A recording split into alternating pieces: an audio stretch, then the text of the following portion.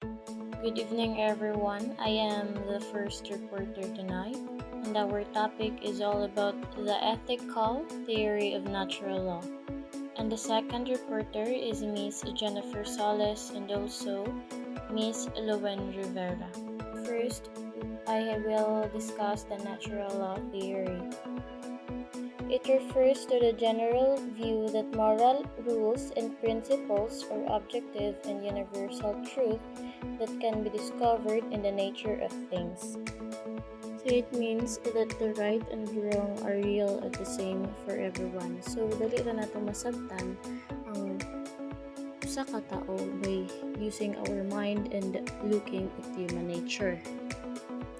For example, action of human person.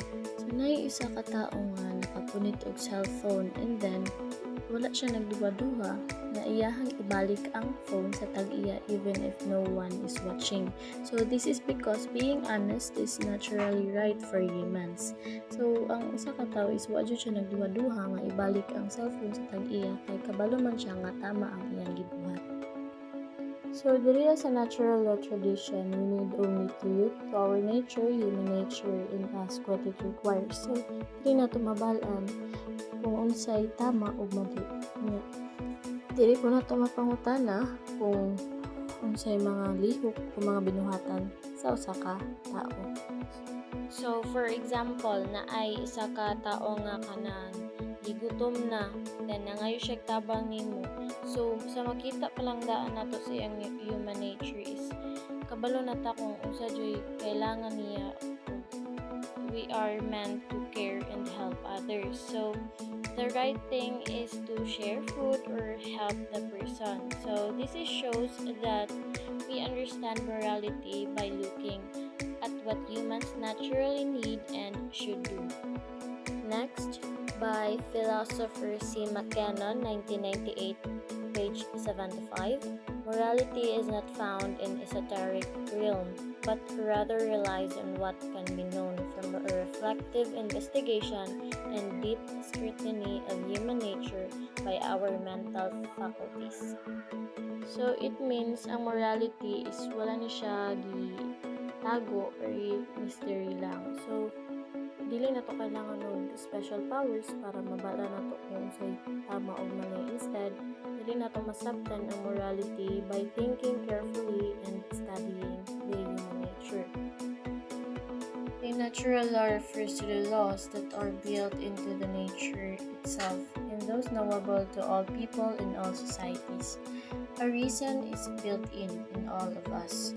So these moral rules are already built into nature and in us. So ginagamit nato ang atong mind and understanding of being human para kabulota kung unsay tama o mali. For example, in human person, ay usa ka bata nga nakasala and then nangatig siya sa iyang mama para dili siya makasaban. So nakauna-una og tarong ang bata and then na-realize niya nga ang pagpangatik is naka-break siya trust and harms others.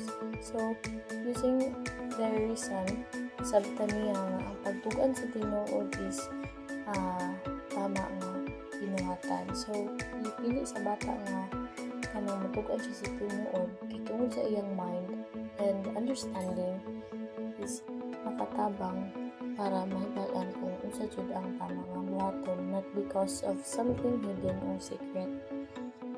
Next, Aristotelian influence. In Aristotle's view, however, the point applies equally well to inanimate nature.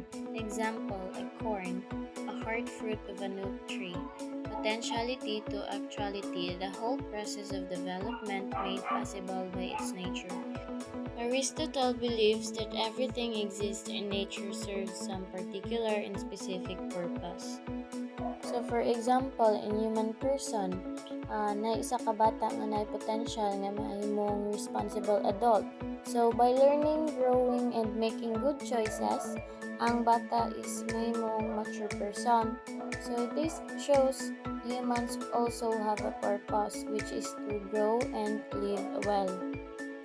Next is, what are the natural tendencies of man? First is self-preservation or survival. is the first law of nature by Samuel Butler. For example, in human person, na sa katao nga dili siya gusto magpakusog o padagan ning mag-drive o motor kay madlok siya madisgrasya. Then pwede po ni hinungdan sa pagkawala sa usa ka tawo. So this shows the natural desire to protect life. Second, propagation of our species. So in humans, naturally want to have children to continue the human race. So for example, a couple decides to have a child. So this shows the natural human tendency to keep the species going. Third is to live in peace and harmony. So for example, in circle of friends, nagka-problema sila, dagat sila mga kagulian about sa mga linaing mga panitabo. So instead nga mag-away-away sila, ilahang i-resolve ilang mga problems. So this shows the natural human desire to live peacefully with others. Fourth is to seek for truth and knowledge of good. So for example, ang student is gustudy siya og tarong para masabtan niya kung unsa ang fair, honest, and true. So this shows the natural tendency to learn and do what is good. Next, we have here 7 specific ethical principles under natural law theory. Under the natural law theory, we have here principles of double effect, which is good effect and bad effect. There is principles of double effect are situations in life wherein good and bad effect or consequences of an act are both presented and avoidable. And actions are morally justified or permissible as long as certain conditions are met or satisfied. Principle of double effect, ana siya both good and bad results, and then dili po nato ma-avoid ang mga bad results. So for example, sa ka hospital, naay isa ka doctor nga naghatag og strong medicine sa kanang grabe kaayog sakit nga patient. Nya ang good effect ana is maka-feel of less pain ang patient, and then ang bad effect na pwede nga ang medicine is maka-shorten life. So muna siya ang principles helps people make tough moral decisions when outcomes are mixed.